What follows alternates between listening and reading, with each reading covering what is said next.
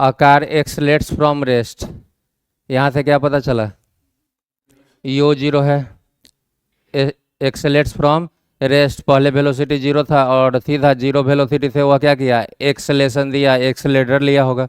गाड़ी में जो एक्सलेटर आता है वह क्या करता है, एक्सलेशन प्रोड्यूस करता है, और इसीलिए तो गाड़ी का स्पीड क्या होता है, बढ़ता है कि नहीं बढ़ता है। तो यू जीरो हो गया। At a constant rate alpha, acceleration जो है वह क्या है, अल्फा है और कांस्टेंट है। एक्सेलेशन अल्फा क्या है, फॉर सम टाइम, कुछ देर के लिए ही। After which it decelerates at a constant rate beta, कुछ टाइम तक। तो एक्सेलेशन ए का वैल्यू कितना, अल्फा, और उसके बाद क्या हो रहा है, तो एक्सेलेशन ए का वैल्यू माइनस बीटा, क्योंकि क्या बोला है, कुछ टाइम के बाद डी एक्सेलेट्स, तो ए का वैल्यू कितना है, माइनस बीटा। ठीक है क्या, डी एक्सेलेशन बोलेगा तो माइनस साइन नहीं लेगा, डी एक्सेलेशन या रिटार्डेशन में माइनस साइन, और यदि आप उसको एक्सेलेशन ए बोलिए तो, और रिटार्डेशन है तो ए के आगे क्या लगाना पड़ेगा, माइनस लगाना पड़ेगा। चलिए, to come to rest, final velocity zero, final velocity first journey के लिए फाइनल वेलोसिटी जीरो की, सेकेंड जर्नी के लिए, सेकेंड जर्नी के लिए पहले तो एक्सेलेट किया और कहाँ तक, अल्फा तक, तो एक्सेलेशन तो वेलोसिटी को जीरो नहीं होने देगा, वो लगातार क्या करेगा, बढ़ाता रहेगा। जब तक एक्सेलेशन मौजूद है तब तक स्पीड लगातार क्या होगा, बढ़ता रहेगा। और उसके बाद फिर क्या किया, डी एक्सेलेशन, तो ब्रेक लगाना शुरू किया होगा और स्पीड अब क्या हुआ होगा, कम, डी एक्सेलेशन के कारण स्पीड कम हुआ होगा, और कम से कम थे कुछ टाइम के बाद फिर जा करके रेस्ट में आ गया, जीरो हो गया या नहीं हो गया। If the time lapse is T second, if the total time lapse is T second, acceleration और डी एक्सेलेशन मतलब रेस्ट से स्टार्ट करके और अगेन रेस्ट में जाने में टोटल टाइम कितना लगा, टी सेकेंड।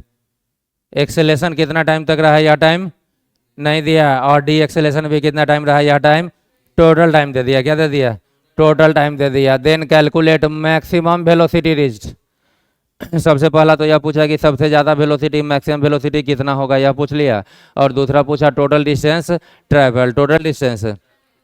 आपने पहले भी कुछ क्वेश्चंस किया है तो वहाँ से आपको क्या आइडिया लगा कि जब भी इस टाइप का क्वेश्चन हो तो सबसे पहला काम क्या कर लेना सही रहता है, फिगर ड्रॉ कर लेना। सबसे पहला काम क्या होता है, फिगर ड्रॉ करना। तो हम पार्टिकल को किसी पॉइंट ए से चलवाना शुरू करें, कहाँ से चलवाना शुरू करें, और ए से कहाँ तक ले जाए, पहले बी तक ले जाते हैं, और ए से बी तक, ए के लिए इनिशियल वेलोसिटी यू क्या है, जीरो, एक्सेलेशन ए का वैल्यू अल्फा कि नहीं, और ए से बी तक जाने का क्या टाइम है, ये अपने को पता है नहीं है। अब मान लेते हैं कि बी के बाद क्या स्टार्ट हो गया होगा, क्या स्टार्ट होगा, डी एक्सेलेशन स्टार्ट हुआ होगा, और बी से चल के बेचारा कहाँ तक पहुँचा, सी तक। मान लेते हैं कि कहाँ तक पहुँचा, सी तक। बी का क्या स्पीड है यह अपने को पता नहीं है, लेकिन बी से सी तक जो एक्सेलेशन है वह कितना है, माइनस बीटा है कि नहीं है। और यहाँ सी का वेलोसिटी भी कितना है, जीरो है, और यहाँ से यहाँ का टोटल टाइम क्या है, टी है या नहीं है। तो आपसे पूछा गया कि मैक्सिमम वेलोसिटी, पार्ट ए में क्या पूछा गया, मैक्सिमम वेलोसिटी पूछा गया, ठीक है क्या। तो आप जरा बताइए कि ए से सी के जर्नी में सबसे ज़्यादा वेलोसिटी कहाँ पे रहा होगा, बी पे, क्योंकि यहाँ तक क्या मौजूद है, एक्सेलेशन। यहाँ पर जीरो है, यह एक्सेलेशन स्पीड को जीरो से बढ़ाया होगा, यहाँ पर आकर के जीरो से बढ़ गया, लेकिन यहाँ भी एक्सेलेशन मौजूद है, तो इस वाले स्पीड को वह एक्सेलेशन और बढ़ाएगा, और बढ़ाएगा, बढ़ते बढ़ते सबसे ज़्यादा कहाँ, बी का। इसका मतलब मैक्सिमम वेलोसिटी रीच्ड का मतलब बी पॉइंट का क्या वेलोसिटी होगा, यह पूछा है, ऐसा ही ना। चलिए, तो ए से बी के लिए पहले आप काम करना चाहेंगे, और बी के वेलोसिटी को क्या बोलिएगा उस समय, फाइनल वेलोसिटी, और वह फाइनल वेलोसिटी ही मैक्सिमम होगा या नहीं होगा। ए से बी के लिए फाइनल वेलोसिटी भी चाहिए, फाइनल वेलोसिटी भी चाहिए कि नहीं। तो आपको कितना डाटा चाहिए, तीन चीज पता होना चाहिए तब जाके काम होगा। एक तो यू पता है और ए पता है, यहाँ से यहाँ तक जाने में डिस्टेंस तो पता नहीं है, ना यहाँ का टाइम पता है, ना यहाँ का टाइम पता है, और भी निकालना है। तो हम क्या कर लेते हैं, कुछ टाइम एज्यूम कर लेते हैं, क्या कर लेते हैं, टाइम एज्यूम कर लेते हैं, और टाइम को हम मान लेते हैं T1। ए से बी तक जाने में कितना टाइम लगा, T1 टाइम लगा। तो अब आपके पास तीन डाटा, कितना डाटा, तीन, यू, ए और टी, और निकालना क्या है, भी। तो v equals to u plus a t, v equals to u plus. लेकिन समस्या यह है कि यह डाटा तो नोन है, यह डाटा भी नोन है, यह T1 अननोन है, तो आपका जो फाइनल वेलोसिटी भी आएगा वह किसके टर्म में, अननोन के टर्म में, T1 के टर्म में। तो फिर आपको कहीं ना कहीं आगे कुछ काम करके, कुछ जुगाड़ लगा करके इस अननोन T1 का वैल्यू निकालना होगा, और T1 यदि पता चल जाए तो उस T1 को फर्स्ट वाले इक्वेशन में डाल लेंगे, तब अपना फाइनल वेलोसिटी जो आएगा वह फाइनल रिजल्ट होगा। होगा या नहीं होगा? तो पहले तो चलिए अननोन के टर्म में ही काम कर लीजिए। फॉर कहाँ से कहाँ के लिए, ए टू बी। यदि ए से बी के लिए काम करें तो निकालना है बी का स्पीड, मतलब भी। इक्वेशन कौन सा सूटेबल होगा, first equation v equals to u plus a t. डालिए भी तो निकालना ही है, तो भी को भी छोड़े, यू कितना 0, आप प्लस ए के बदले अल्फा और टी के बदले T1, तो भी के आ गया alpha into T1। Alpha is known और अननोन, नोन। भले ही अल्फा का न्यूमेरिकल वैल्यू नहीं दिया हो, लेकिन अल्फा का चर्चा क्वेश्चन में कर दिया है, तो अल्फा को क्या बोलेंगे, नोन क्वांटिटी। T1 कहीं भी क्वेश्चन में नहीं है, इसका मतलब यह है अननोन। तो इस अननोन T1 का जुगाड़ करना होगा, और T1 मिल जाए तो अपना काम। इसको इक्वेशन क्या बोल ले, 1 बोल ले कि नहीं। अब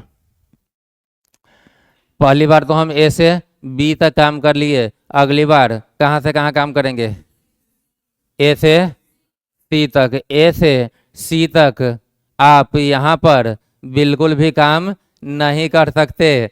इससे पहले 2 क्वेश्चन था जिसमें एक बार ए से बी, तो अगली बार बोलते थे कि पूरा कर लीजिए, वहाँ आप जरा याद कीजिए। तो ए से सी तक एक ही एक्सेलेरेशन होता था कि अलग अलग? तो जब एक्सेलेरेशन कांस्टेंट रहे तब आप पूरा एक बार यहाँ और एक बार पूरा के लिए काम करते हैं। अब अभी यदि आप ए से सी तक काम कीजिएगा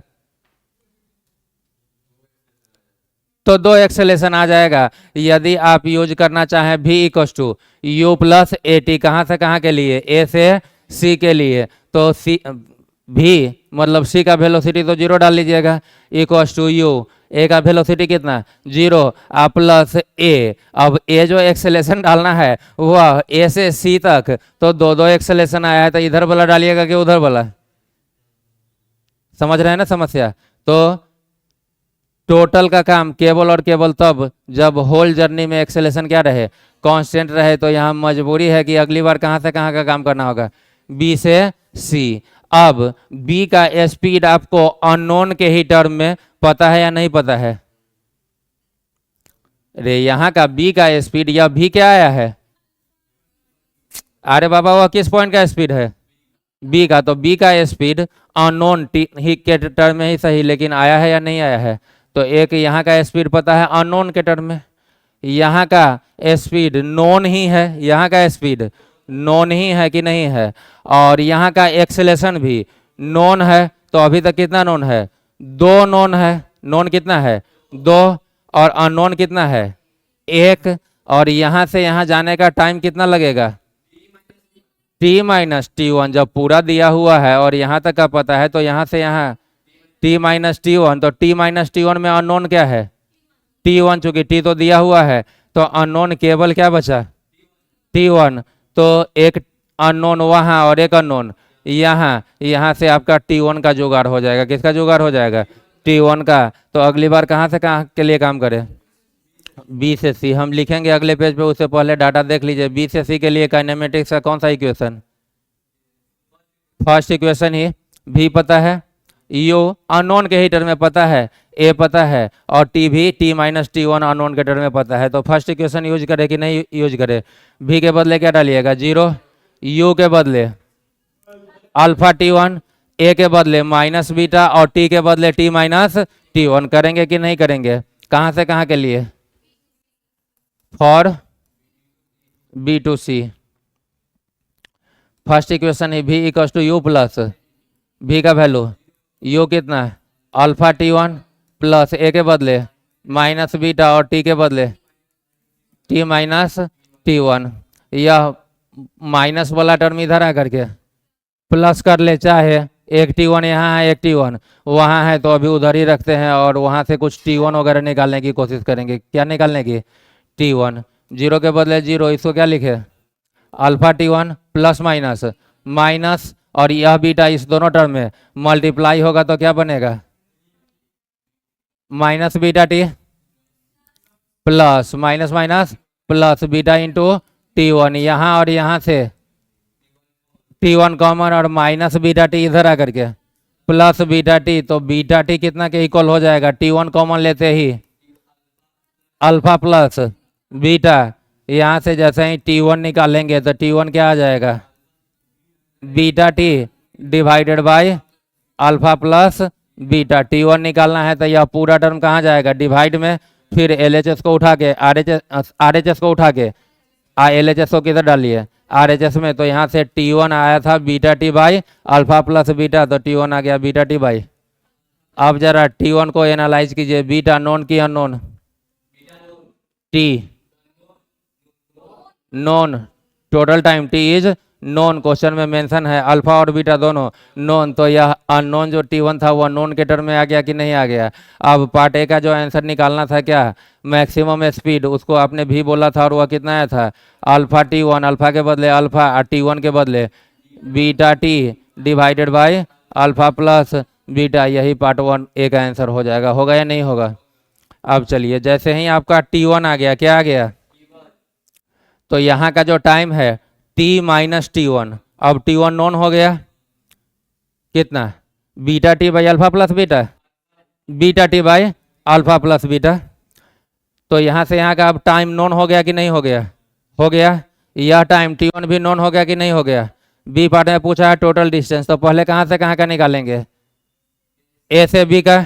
ए से बी के लिए डिस्टेंस निकालना है और टाइम पता है। क्या पता है?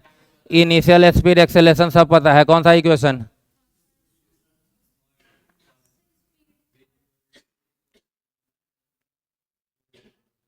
कर ले सकते हो, थर्ड भी कर ले सकते हो। यहाँ का स्पीड तो पता है V स्क्वायर, भी तो आप निकाल लिए ना भाई। यहाँ का speed alpha beta T by alpha plus beta,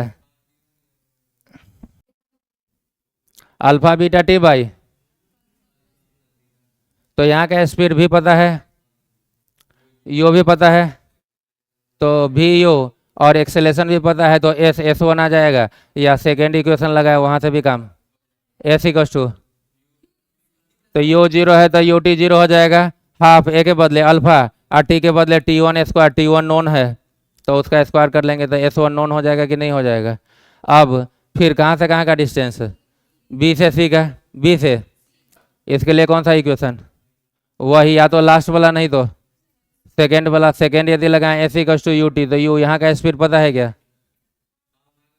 अभी तो निकाले हैं, जो पार्ट ए का आंसर है वही यहाँ का स्पीड है। यू पता है, भी पता है, ए भी पता है, तो एस आ जाएगा कि नहीं आ जाएगा? यदि हम सेकेंड इक्वेशन लगाएं S इक्वस टू, तो यू यहाँ का स्पीड पता है, टी मतलब T माइनस T1 पता है, ए के बदले टी स्क्वायर मतलब T माइनस T1 का स्क्वायर, तो यह भी पता है। तो यहाँ और यहाँ टोटल डिस्टेंस के लिए दोनों स्पीड को ऐड कर लेंगे तो आ जाएगा या नहीं आ जाएगा? पार्ट ए नोट कीजिए और पार्ट 2 स्क्वायर। पहले कहाँ से कहाँ के लिए? ए से बी के लिए इक्वेशन आपने क्या चूज किया? S equals to u t plus half a t square. S को हम पहला डिस्टेंस क्या बोले? S1 बोल लेते हैं। ए से बी वाला डिस्टेंस को क्या बोलिए? S1 बोलिए। यू जीरो है तो U T zero, half acceleration is alpha and T is beta T by alpha plus beta, beta T by, और टी का क्या है? तो डायरेक्ट कर दे, डायरेक्ट कर दे ना भाई स्क्वायर कि नहीं? तो beta T by alpha plus, होगा या नहीं होगा? यहाँ से S1 आपका आ गया alpha beta square, alpha beta square T square divided by यह 2 इसके साथ 2 इंटू अल्फा प्लस बीटा का होल स्क्वायर। इक्वेशन 1 बोल लीजिए। अगली बार कहाँ से कहाँ? बी टू सी, बी से सी में टाइम कितना लगा है? T माइनस T1, तो पहले वो टाइम को देख ले नॉन के टर्म में, T माइनस T1 टी और माइनस T1 कितना है, बीटा टी बाई, या अल्फा प्लस बीटा टी से मल्टीप्लाई होगा तो क्या बनेगा, alpha T plus beta T और यहाँ माइनस बीटा टी, एक बीटा टी क्या हो जाएगा, कैंसिल, क्या बचेगा, alpha T divided by alpha plus beta, या टी माइनस T1 भी नॉन टाइम आ गया, alpha is non, T is non, alpha and beta both are known. Clear कि नहीं।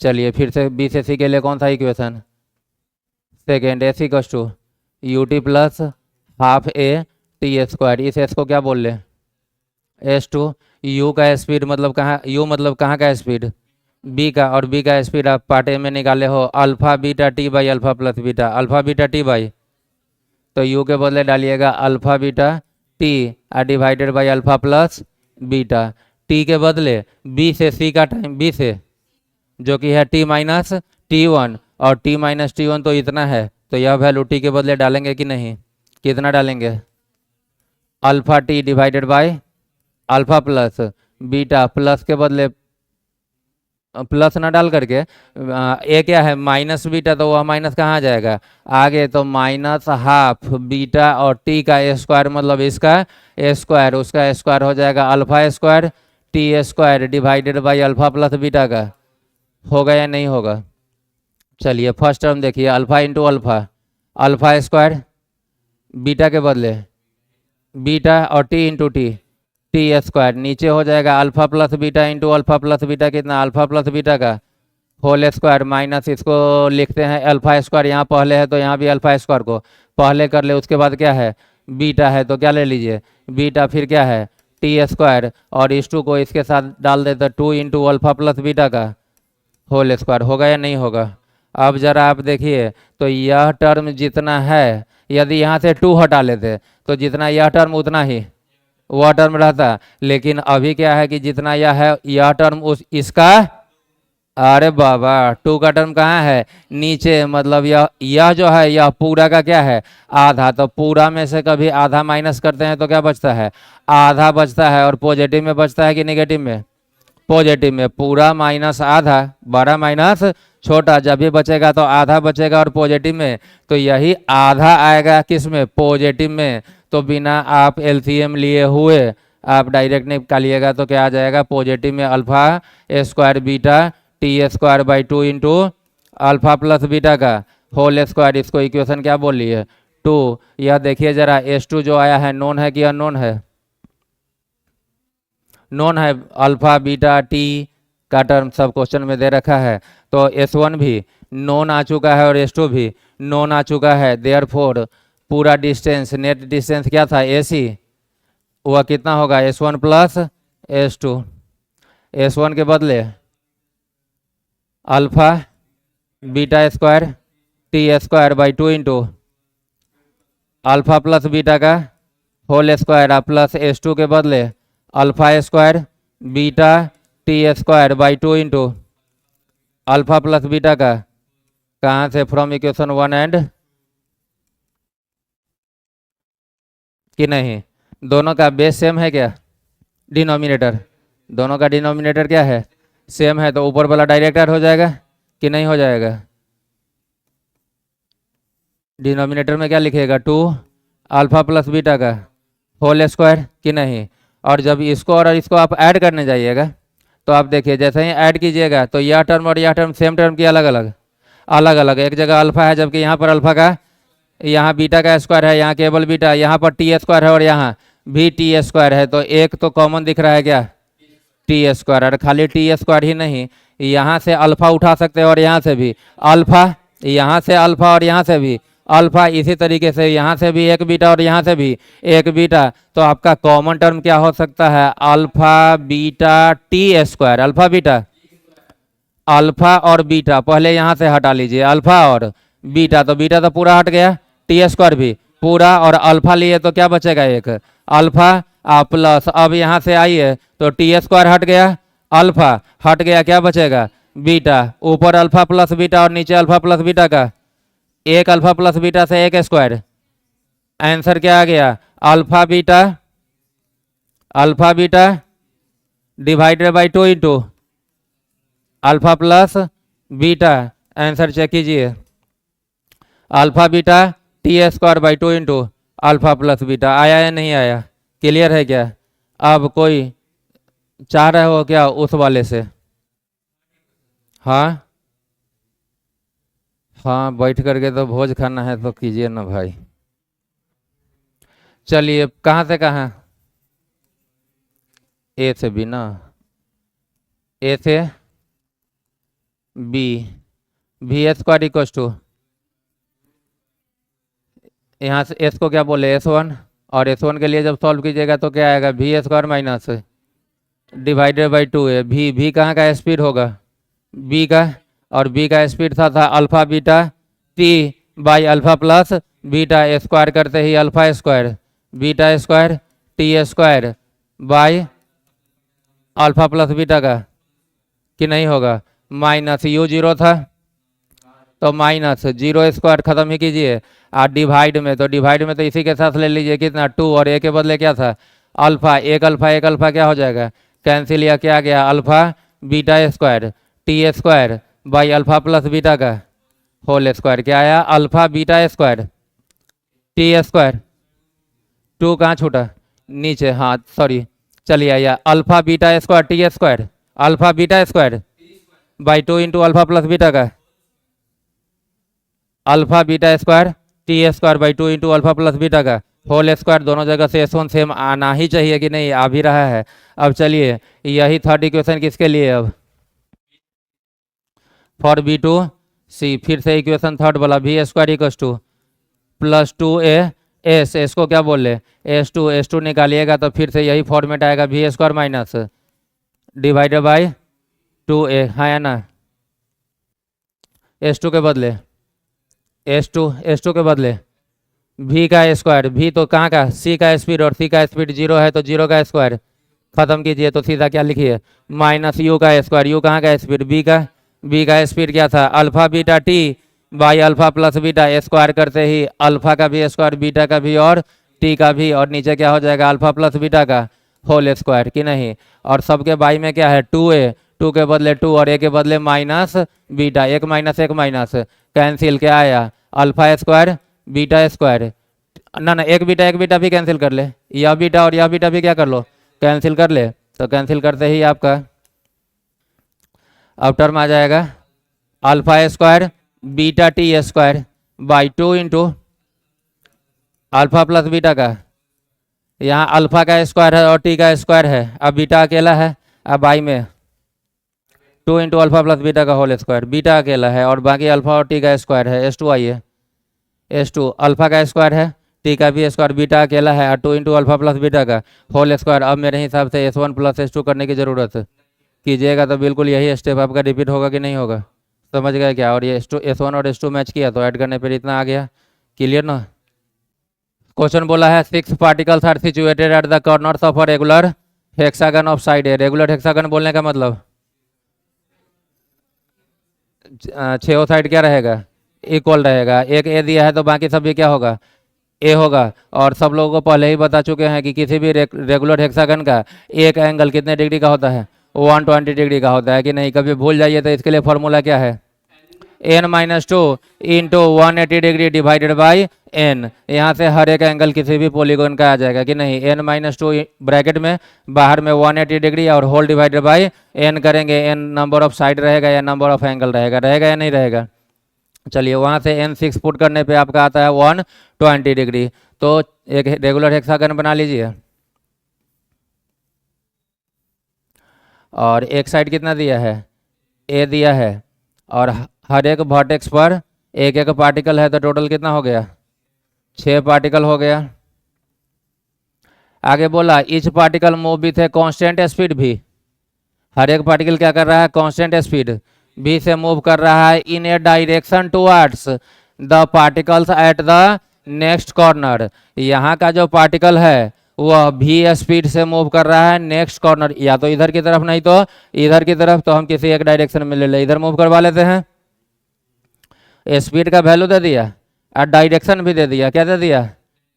तो वह वेलोसिटी हो गया। क्या हो गया? वेलोसिटी हो गया। मैग्नीट्यूड भी है कितना? भी। और डायरेक्शन किधर होना है? केवल दूसरे कॉर्नर के दूसरे पार्टिकल की तरफ, ऐसा ही ना?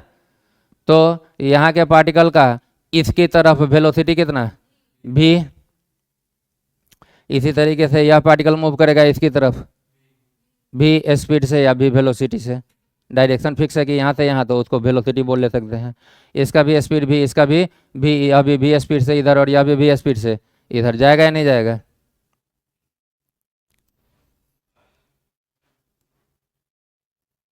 होगा क्या? सेकंड फिगर में दिखा है कि कुछ टाइम बाद यहाँ का जो पार्टिकल था वह मूव करके इसकी तरफ जाना चाह रहा है, तो मूव करके कहीं यहाँ आया कि नहीं आया। यहाँ का पार्टिकल उतना ही डिस्टेंस मूव करेगा उतना टाइम में। यदि मान लीजिए यह 1 सेकंड मूव किया तो इसका भी तो सेम स्पीड है, तो 1 सेकंड में उतना ही डिस्टेंस ट्रेवल करेगा। यहाँ का भी पार्टिकल 1 सेकंड में उतना ही डिस्टेंस ट्रेवल करेगा।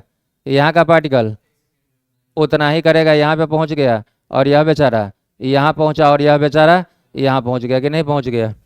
अब हर एक पार्टिकल को के पोजीशन को एक दूसरे से मैच करवा लीजिए। यह यहाँ, यहाँ, यहाँ, यहाँ, यहाँ और यहाँ अंदर में फिर से क्या बन गया।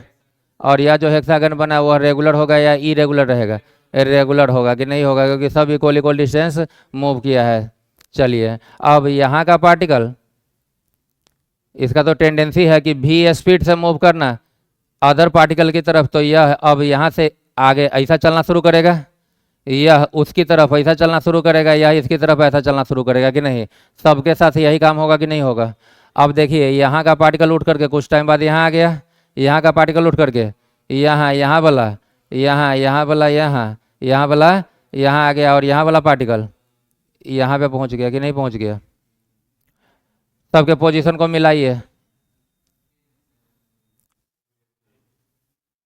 अंदर में फिर से क्या बना, और यह रेगुलर होगा या इरेगुलर? यह भी रेगुलर होगा। बार बार ऐसा होता जाएगा और होते होते अंदर वाला जो हेक्सागन है उसका साइड पहले जितना ही कि पहले से छोटा होता जा रहा है, छोटा होता जा रहा है। छोटा होते होते होते होते एक समय आएगा कि 6 पार्टिकल कहाँ पे जाके मीट करेगा, एक ही पॉइंट, और वह पॉइंट कौन सा होगा? छोटा हो रहा है, होते होते होते होते होते होते सब आकर के कहाँ पे कॉइंसाइड कर जाएगा? हेक्सागन के सेंटर पे, हेक्सागन के सेंटर पे। और आपसे यही पूछा, calculate the time the particle will take to meet each other. एक दूसरे से मीट करने में कितना टाइम लेगा, एक दूसरे से मीट करने में। तो एक बार यदि हेक्सागन और बना करके आपको दिखाएं, तो यहाँ का जो पार्टिकल था उसका इनिशियल पोजीशन यहाँ है, अब फाइनल पोजीशन कहाँ रहेगा? सेंटर ओ पे, इसको ए बोल लीजिए। तो ए का पार्टिकल कहाँ पे पहुँच जाएगा? किसी भी दूसरे पार्टिकल को भी पकड़िए, तो यहाँ का भी पार्टिकल फाइनली कहाँ पहुँचना है? तो हम किसी एक को ले लिए कि नहीं ले लिए, और भले ही वह यहाँ से यहाँ चला फिर इधर आया कि नहीं आया भाई, यहाँ से कहाँ चला? यहाँ, और उसके बाद आगे नहीं बढ़ा, क्योंकि यहाँ का पार्टिकल तो आगे पहुँच चुका था, तो वो अपना डायरेक्शन चेंज कर लिया कि नहीं कर लिया। लेकिन वैल्यू हमेशा क्या रखा? v। वैल्यू हमेशा क्या रखा? v। तो यह हम पार्टिकल का इनिशियल पोजीशन बोलेंगे और इसको बोलेंगे पार्टिकल का। और डिस्प्लेसमेंट पाथ कैसा है उसे लेना देना नहीं है, इनिशियल और फाइनल के बीच का शॉर्टेस्ट डिस्टेंस कि नहीं। लेकिन स्पीड जो इनिशियल था वह तो इधर था, किधर था? इधर था कि नहीं। एक चीज समझिएगा, ए से बी जाना हो किसी को, कहां से कहां जाना हो, और ए से बी का डिस्प्लेसमेंट एक्स हो, कितना हो, और स्पीड जो है भी वह इसी डायरेक्शन में हो। डिस्प्लेसमेंट किस डायरेक्शन में? राइट। और वेलोसिटी भी किधर? और तब आपसे टाइम पूछा जाए तो time equals to displacement by velocity. अरे वेलोसिटी होता है डिस्प्लेसमेंट बाय, वेलोसिटी होता है डिस्प्लेसमेंट बाय टाइम। तो यदि कोई टाइम निकाले तो क्या हो जाएगा? Displacement by velocity. तो टाइम क्या आएगा? डिस्प्लेसमेंट एक्स और वेलोसिटी कितना? समझ गए क्या? क्या समझे? यहाँ से यह समझे कि time equal to displacement by velocity तो होता है, लेकिन ऐसा तब होगा जब इस दोनों का डायरेक्शन क्या रहे, सेम रहे। यदि यह डिस्प्लेसमेंट राइट तो वेलोसिटी भी।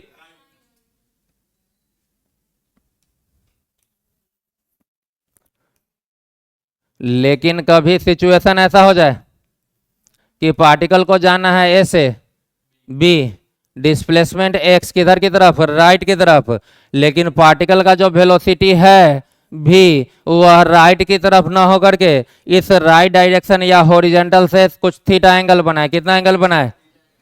तो यदि आपसे पूछा जाए ए से बी तक जाने का टाइम, कहां से कहां तक जाने का, तो टाइम इक्वल्स टू अगेन क्या होगा, डिस्प्लेसमेंट बाय वेलोसिटी। तो डिस्प्लेसमेंट ए से बी जाने का और वेलोसिटी भी किधर का लेना होगा, ए से बी की तरफ, ए से, जबकि यह जो वेलोसिटी है वह ए से बी की तरफ नहीं है। तो इस वेलोसिटी को ए से बी की तरफ लाने के लिए इस वेलोसिटी का इस डायरेक्शन में क्या करेंगे, कंपोनेंट लेंगे। क्या लेंगे? और भी यदि इसके साथ थीटा बनाया तो भी का इस डायरेक्शन में कंपोनेंट कितना, भी कॉस थीटा। भी का कंपोनेंट लेना है तो भी इस डायरेक्शन में, तो भी इसके साथ कितना बनाया है, थीटा। तो भी का इस डायरेक्शन में कंपोनेंट कितना, भी कॉस थीटा। तो अब टाइम जो आएगा इस केस के लिए वह एक्स बाई भी ना होकर के एक्स बाई, एक्स किस डायरेक्शन में, राइट या एक्स एक्सिस, और भी कॉस थीटा किस डायरेक्शन में, राइट या एक्स एक्सिस की तरफ। भी तो एक्स की तरफ नहीं है, लेकिन भी कॉस थीटा एक्स की तरफ। तो जिस डायरेक्शन में या उसी डायरेक्शन में यह रहना चाहिए, फिर जाके टाइम आएगा। ठीक है, यह कंसेप्ट क्लियर? तो अब जरा यहाँ पे आइए, पार्टिकल का इनिशियल पोजीशन या फाइनल पोजीशन हुआ यह कि नहीं, यह डिस्प्लेसमेंट ए होगा। कितना होगा, ए होगा। क्यों होगा, तो किसी भी रेगुलर हेक्सागन के अंदर किसी भी 6 इक्विलेटरल ट्रायंगल बनता है, 6। यह साइड कितना, सेंटर से वर्टेक्स को मिलाइए, पूरा एंगल कितना था, 120, तो यह कितना, 60। इसी तरह सेंटर से इस वर्टेक्स को मिलाइए तो यह भी कितना, 60। तो 60 60 1 20, तो यहाँ भी क्या होना होगा, 60। इसका मतलब यह पूरा कैसा ट्रायंगल, तो यह ए है, तो किसी भी वर्टेक्स से सेंटर तक भी क्या होगा, ए होगा। तो वर्टेक्स से सेंटर तक यह डिस्टेंस भी कितना, ए, या डिस्प्लेसमेंट बोलिए, डिस्टेंस ना बोलिए, क्या बोलिए, डिस्प्लेसमेंट। और time equals to displacement divided by velocity. Displacement ए और वेलोसिटी भी डाल लेंगे क्या, नहीं, डिस्प्लेसमेंट तो इस डायरेक्शन में है, जबकि भी जो है वह ए से ओ के डायरेक्शन में।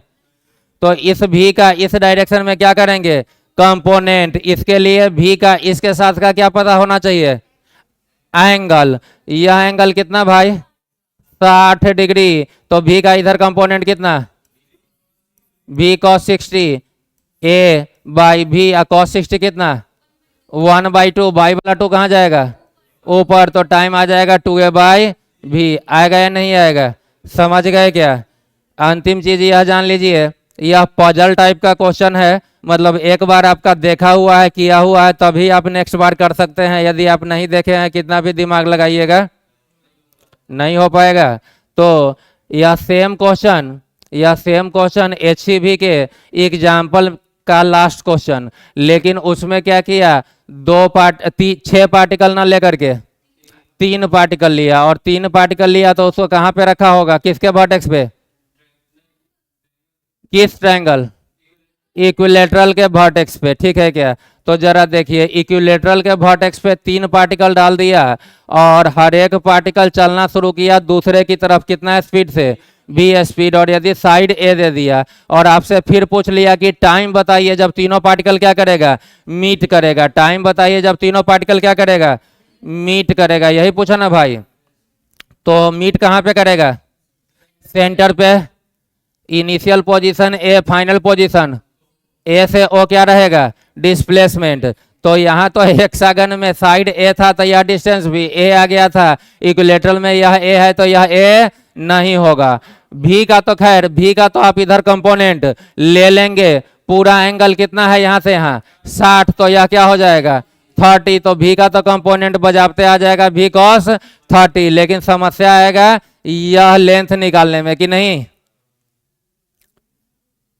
उस लेंथ को निकालने का दो तरीका, उस लेंथ को निकालने का, और वह दोनों तरीका बताते हैं, आप याद रखिएगा, और दोनों ही। और जब कभी निकालना हो तो जो सबसे आसान रहे उसका यूज कर लेना है। तरीका तो दोनों याद रखिएगा, और लेकिन यूज किसको करेंगे, जो सबसे आसान है, क्योंकि इस तरह इक्विलेटरल का या तो ऊपर वाला डिस्टेंस या नीचे वाला डिस्टेंस का रिक्वायरमेंट आपके फिजिक्स में बहुत जगह होता है, ठीक है क्या।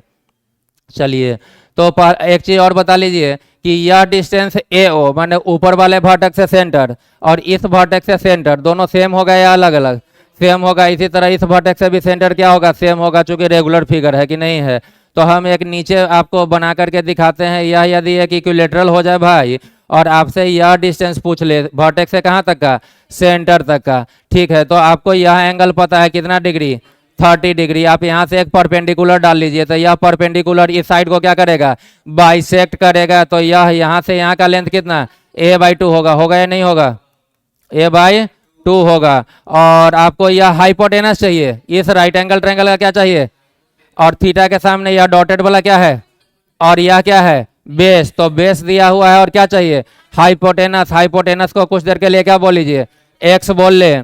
तो हम लोग base by hypotenuse cos theta use कर ले, तो कॉस थीटा कितना इक्वल्स टू बेस कितना a/2, अब बाई में हाइपोटेनस कितना एक्स, एक्स यहाँ चाहे दो बार में कर ले, cos 30 क्या लिख ले, √3/2 कितना a/2x, या 2 और या 2 कैंसिल, x इधर गया √3 नीचे आया, तो x का वैल्यू क्या आ गया a/√3, a/√3। तो यह लेंथ आपका आ गया a/√3, इसी को ना x बोले हो तो कितना आ गया a/, तो यह डिस्टेंस भी क्या आ जाएगा a/√3, क्या आ जाएगा कि नहीं।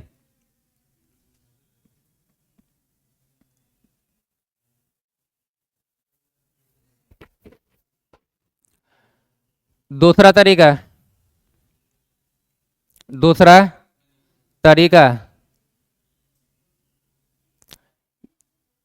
कि आप क्या कर लीजिए, यहां देख लीजिए,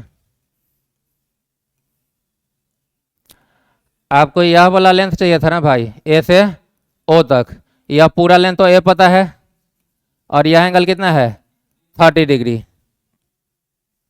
तो पहले एस ए का वर्टिकल कंपोनेंट ले लीजिए, ए का, और इस ए का जो वर्टिकल कंपोनेंट होगा वह ऊपर होगा कि ऊपर से नीचे तक, यहां तक का लेंथ होगा, नीचे तक का पूरा लेंथ होगा, तो पूरा निकाल लीजिए। तो ए का वर्टिकल कंपोनेंट कितना आएगा,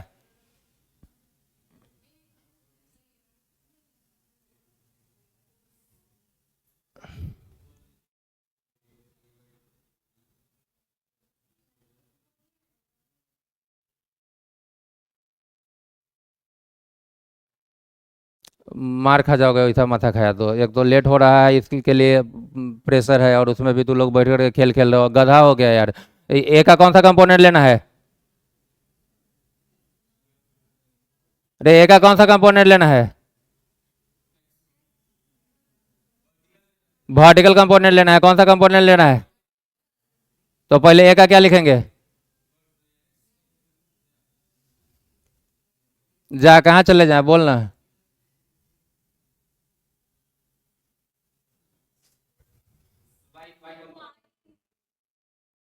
रुक रुक थोड़ा, तो बीमार हो गए हो हम। हाँ, ए का यदि वर्टिकल कंपोनेंट लेना है तो ए का पहले क्या लिखेंगे, नहीं पता चल रहा है। हाँ, अब मारेंगे बस, वर्टिकल वर्टिकल लेना है रे का। यदि सबसे पहले जिस वेक्टर का भी कंपोनेंट लेना होता है सबसे पहले उसका क्या लिखते हैं, मैग्नीट्यूड लिखते हैं। तो ए का यदि वर्टिकल कंपोनेंट लेना है तो ए का क्या लिखेंगे, अरे क्या लिखेंगे, मैग्नीट्यूड। ए का क्या लिखेंगे, उसके बाद क्या लिखेंगे, कॉस, और उसका किसके साथ एंगल, वर्टिकल के साथ। वर्टिकल कंपोनेंट लेना है तो किसके साथ, वर्टिकल के साथ एंगल। तो ए का मैग्नीट्यूड कितना, ए कॉस कितना 30, cos 30 √3/2, तो पूरा क्या आ गया √3a/2। यह जो √3a/2 आया है यह पूरा लेंथ आया है कि खाली ऊपर वाला आया है, पूरा लेंथ आया है। ए का वर्टिकल कंपोनेंट मतलब यह पूरा लेंथ आ गया। और आप 10th में पढ़े होंगे कि ऊपर डिवाइडेड बाय नीचे 2:1 कितना होता है। तो नीचे को यदि हम x बोले तो ऊपर वाला 2x होगा। आप दोनों को यदि ऐड कर ले तो 3x को कितना के इक्वल होना होगा, √3 है बाई 2 या √3। इस 3 को कैंसिल करेगा तो यहाँ क्या बचेगा, √3 और नीचे जाएगा तो क्या हो जाएगा a बाई 2√3, a बाई 2√3 की नहीं। तो नीचा वाला आया a बाई 2√3, तो ऊपर वाला क्या होगा इसका 2 गुना। जैसे ही इसका 2 गुना करोगे 2 2 कैंसिल, तो ऊपर वाला क्या आ गया a√3। यहाँ से भी क्या आया था a बाई √3 की नहीं। तो दोनों तरीका आपके पास है, जो अच्छा लगे कर सकते हैं कि नहीं, ऐसा ही ना। कोई बोलेगा सर यहीं पर कंपोनेंट क्यों नहीं लिए, ले सकते हो आप, कंपोनेंट लीजिएगा यहीं पहुंचेगा। x का हॉरिजॉन्टल कंपोनेंट कितना है, x का हॉरिजॉन्टल, अरे x का कंपोनेंट ले रहे हो तो ये क्या करने आएगा x cos 30, x cos 30। और x का हॉरिजॉन्टल कंपोनेंट तो यहां से यहां का लेंथ है, और वह लेंथ ऑलरेडी पता है कितना a बाई 2। यहां से cos 30 कितना √3 बाई 2/2 कैंसिल, x निकालेंगे √3 कहाँ जाएगा नीचे। तो यह चीज और यह चीज बिल्कुल सेम है। कंपोनेंट क्या है, वही cos थीटा sin थीटा जो लगाते हैं, है या नहीं है। अब कोई झंझट नहीं। जैसे ही यह लेंथ कितना आ गया a बाई √3, तो डिस्प्लेसमेंट a बाई √3। अब आई स्पीड के बदले v cos 30, क्योंकि जिस डायरेक्शन में डिस्प्लेसमेंट है स्पीड भी उसी डायरेक्शन में डालेंगे। तो a बाई √3 डिस्प्लेसमेंट और बाई में v cos 30 कितना बाई 2 कहाँ जाएगा, तो यह आ जाएगा कितना 2a बाई 3 भी आएगा। आएगा या नहीं आएगा, क्लियर हो गया क्या, कोई झंझट नहीं ना। स्क्वायर वगैरह में तो खैर इजी रहेगा।